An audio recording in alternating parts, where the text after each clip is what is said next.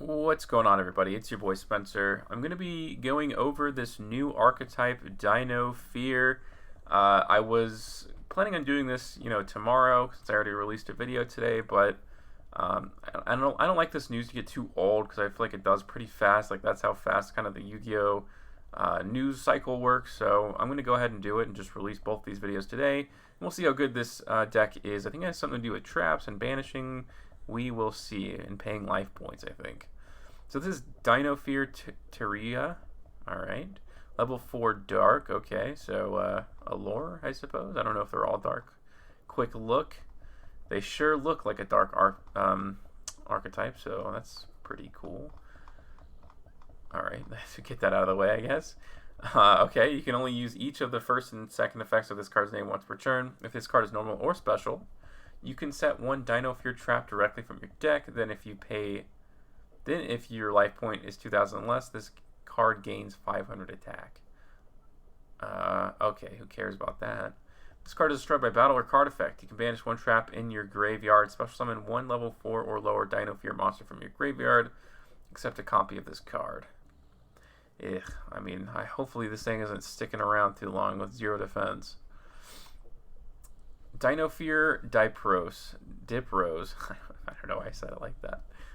This is also level 4 Dark Dinosaur, so of course this whole archetype is searchable, which is nice with Fossil Dig. You can only use each of the first and second effects of this card's name once per turn. If this card is normal or special summon, you can send one Dinofear card from your deck to the graveyard. Then if your life point is 2,000 or less, inflict 500 damage to your opponent.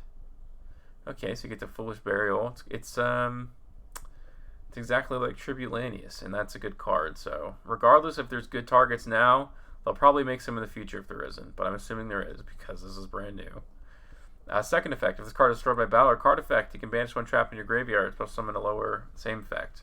I don't think that's very good, so I don't think your plan is to like, oh man, hope this works. Let's just leave these on the board. Alright, so this is the fusion. Looks pretty cool. It's a nice artwork there. 4,000 attack, level 6. 2 Dinofear monsters with different names, and I guess as of right now there's only 2. You can only use each of the second and third effects of this card's name once per turn. This card loses attack equal to your life points? Really? Alright, that's just really bad. I don't know. Second effect, during either main phase quick effect, you can pay half your life points to banish one Dinofear normal trap from your graveyard. This effect becomes that card's activated effect. Oh, that's pretty cool. I'm sure they got like destruction and negation, I'm guessing. Ugh, it has to be in the graveyard though. Like, that's a lot of setup. You have to A, have both the monsters, B, fusion summon this thing with a fusion card. It's not a contact fusion. And you have to have setup in the graveyard. I'm starting to think this is kind of bad. This card is destroyed by battle or card effect. You can special summon one. Okay, so I guess all of them had that effect. That if destroyed by battle or card, so they're they're hard to get rid of. You got to like send it from the graveyard or do whatever, which is decent, I suppose. Like that's probably the best thing about this archetype is keeping material on the board for something. But I don't know if there's anything worth it. All right, this is another level 6 Dark Dino Fusion. So same conditions. You can only use the second and third effects of this card's name once per turn. While your life point is 2,000 or less, you do not need to pay life points to activate Dinofear monsters and or traps. Sick. Oh, it doesn't even have an attack. When your opponent activates a monster effect, inflict damage to your opponent equal to that monster's original attack. Oh, that's pretty cool. So this... Oh, no. It's only once per turn. If this was every time your opponent activated a monster effect and they have to pay like the attack, that would be nuts. And same effect, it floats on just battle or card effect. Alright, let's see how good these traps are, if at all. You can only activate this card once per turn. This is Dinofear Domain, normal trap.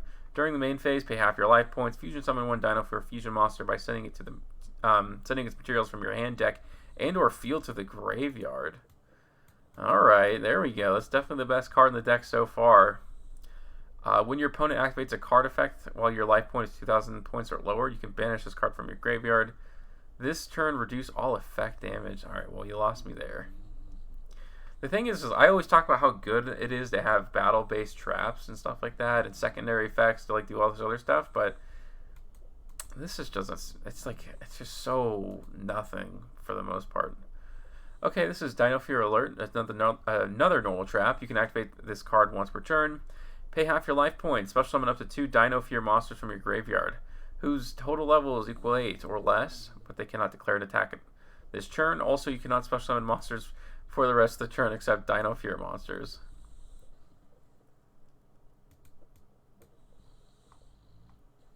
(2021) we're having a double Called by the Grave, and that's what, you know, I guess in this card's defense, like, both of them are floating, so like you're gonna have the 2 cards on the field. Ugh, that's just so slow. Have you ever heard of Goki Rematch? That card is nuts, and it does the same thing. It's a spell card that's searchable anytime any of the cards go to the graveyard. So a lot of traps here. Dinofear Brute. You can only activate this card once per turn. Pay half your life points. Destroy 1 Dinofear monster you control and 1 card your opponent controls. Now, do these trigger for yourself too? That is, yes. So you can trigger your own cards. Cool beans. The more main deck monsters that, you know, have effects upon summon, the better. Now, that's pretty okay. Yeah, no effect damage. All of them have that for some reason. Are they like releasing an effect damage deck soon or something? I don't know. It's like preparing us for this like warped format where this is an important effect, I think. Dinofear Shell is a counter trap. Every new archetype needs a counter trap. During the start of your opponent's battle phase, pay half your life points. Special summon 1 Dinofear token. No, man, that can't be real. Oh, that's sick. That is just. It can't. How? Wow, that's horrible. All right, Dinofear Sonic counter trap. You can only activate this card once per turn. When your opponent activates a spell or trap card while you control a Dinofear monster, pay half your life points and they get the activation if you do destroy it. There we go. Then we can destroy Dinofear to trigger its effect. Now we're getting to the good cards. We need a lot more of this, especially because that fusion can send that. I guess it can take on that effect. So, do you play Foolish Burial Goods in this deck? I'm starting to think so. Oh, it's only spell or trap, huh? It's not like a real Infernity Barrier. Still, it's pretty good. This is Dinofear Reversion. This is also a counter trap. And if you control a Dinofear fusion monster, pay half your life points, then banish 1 counter trap from your graveyard. This effect becomes that card's effect.